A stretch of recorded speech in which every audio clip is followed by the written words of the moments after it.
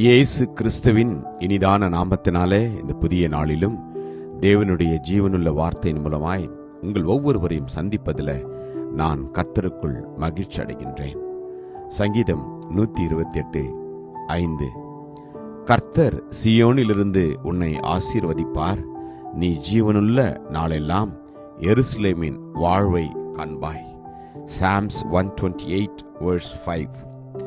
The Lord bless you out of Zion, and may you see the good of His Jerusalem all the days of your life. Amen. கர்த்தருடைய நாமம் மகிமைப்படுவதாக. கர்த்தருக்கு பயந்து அவர் வழிகளில் நடக்கிறவன் எவனோ அவன் பாக்கியவான் என்று வேதம் சொல்கின்றது.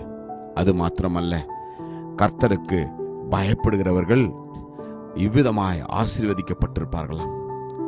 கர்த்தர் உங்களையும் என்னையும் ஆசீர்வதிப்பதே அவருக்கு விருப்பம்.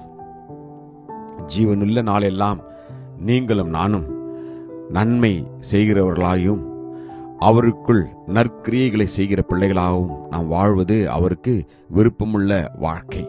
அது மாத்திரமல்ல, நாமும் நம்முடைய மனைவி பிள்ளைகளும் கர்த்தருக்குள் ஆசீர்வாதமாக இருப்பதே அவருக்கு பிரியம் என்று வேதம் சொல்கிறது. ஆமென். கர்த்தர் நம் கைகளின் பிரயாசத்தை அவர் ஆசீர்வதிப்பார். எப்பொழுது என்று வேதம் சொல்கிறது, அவருடைய கட்டளைகளுக்கும் அவருடைய வார்த்தைக்கும் நாம் கீழ்ப்படிந்து நடக்கின்ற போது நாம் எப்படி இந்த உலகத்தில் வாழ்வோம் என்று அருமையாய் கர்த்தர் எழுதி வைத்திருக்கிறார். ஆமென். உன் கையின் பிரயாசத்தை நீ சாப்பிடுவாய், உனக்கு பாக்கியமும் நன்மையும் உண்டாயிருக்கும். உன் மனைவி உன் வீட்டோரங்களில் கனிதரும் திராட்சை கொடியை போல் இருப்பாள். உன் பிள்ளைகள் உன் பந்தியை சுற்றிலும் ஒலிவ மர கன்றுகளைப் போல் இருப்பார்கள் என்று வேதம் சொல்கிறது.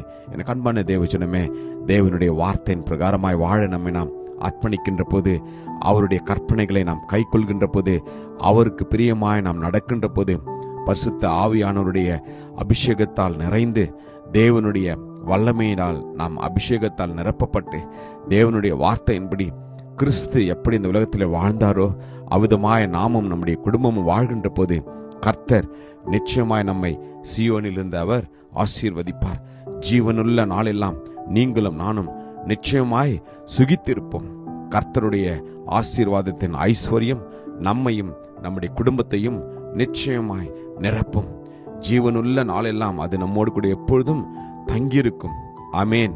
வேதம் சொல்கிறது, நாம் விதமான நற்குணங்களை உடையவர்களாக இருக்கின்ற போது கர்த்தருடைய ஆலயத்திலும் கர்த்தருடைய ஏற்ற விரும்புகிற காரியங்களிலும் நாம் பிரியமா இருப்போம். ஆமென். என் ஜீவனுள்ள நாள் மட்டும் நான் உம்மை துதித்து உம்முடைய நாமத்தை சொல்லி கையெடுப்பேன் என்று வேதம் சொல்கின்றது. கர்த்தரிடத்தில் ஒன்றை நான் கேட்டேன், அதே நாடுவேன். நான் கர்த்தருடைய மகிமையை பார்க்கும்படியாகவும் அவருடைய ஆலயத்தில் ஆராய்ச்சி செய்யும்படியாகவும் நான் என் ஜீவனுள்ள நாளெல்லாம் கர்த்தருடைய ஆலயத்தில் தங்கியிருப்பதையே நாடுவேன் என்று. ஆமென். இந்த நாளில நம்மை நாம் அர்ப்பணிப்போம். கர்த்தர் நிச்சயமாய் நம்மை சீயோனிலிருந்து அவர் ஆசீர்வதிப்பார். உன் கண்கள் கண்ட காரியங்களை நீ மறவாமதபடிக்கு உன் ஜீவனுள்ள நாளெல்லாம் அவைகள் உன் இருதயத்தை விட்டு நீங்காதபடிக்கும் நீ எச்சரிக்கையாயிருந்து உன் ஆத்துமாவை ஜாக்கிரதையாய் காத்துக்கொள் என்று வேதம் சொல்கிறது. ஆமென். கர்த்தர் நம்மை ஆசீர்வதிப்பாராக. கிருபையும் இரக்கமும் நிறைந்த நல்ல தகப்பனே, இந்த நல்ல நாளுக்காக உமக்கு நன்றி அப்பா.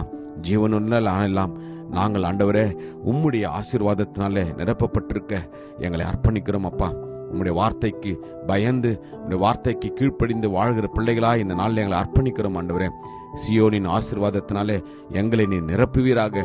ஜீவனுள்ள நாளெல்லாம் எருசலேமின் வாழ்வை நாங்கள் காண கிருபை செய்ததற்காக உமக்கு நன்றி. ஆசீர்வதியும் பொறுப்படுத்திக் கொள்ளும். மீட்பர் இயேசு மூலம் ஜெபிக்கிறோம் ஜீவனுள்ள நல்ல தகப்பனே. ஆமென்.